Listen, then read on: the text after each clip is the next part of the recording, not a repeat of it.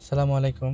আজকের ভিডিওতে আমরা দেখে নিব বিভিন্ন দেশের মুদ্রার বিপরীতে বাংলাদেশী টাকার বর্তমান রেট কত এবং বিকাশে পাঠালে কত টাকা পাবেন।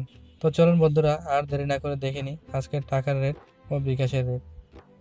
আজকে সৌদি আরবে ১ রিয়ালে পাবেন ৩২ টাকা ৫৮ পয়সা করে ব্যাংকের মাধ্যমে পাঠালে, এবং সৌদি আরব থেকে আপনি যদি বিকাশের মাধ্যমে পাঠান তাহলে পাবেন ৩২ টাকা ২৫ পয়সা করে।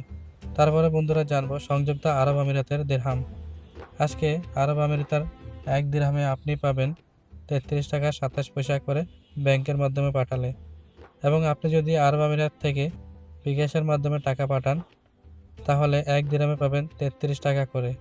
আজকে ওমানি ১ রিয়ালে পাবেন ৩১৭ টাকা ৪০ পয়সা করে ব্যাংকের মাধ্যমে পাঠালে, এবং ওমান থেকে আপনি যদি বিকাশের মাধ্যমে পাঠান তাহলে পাবেন ১ রিয়ালে ৩১৭ টাকা করে।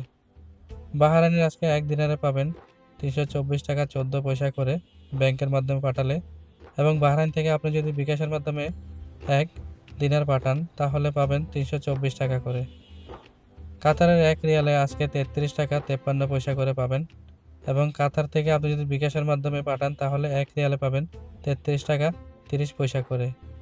কুয়েতের আজকে ১ দিনারে ৪৯৮ পয়সা করে পাবেন, এবং কুয়েত থেকে আপনি যদি বিকাশের মাধ্যমে পাঠান তাহলে ১ দিনার পাবেন ৪০০ টাকা করে।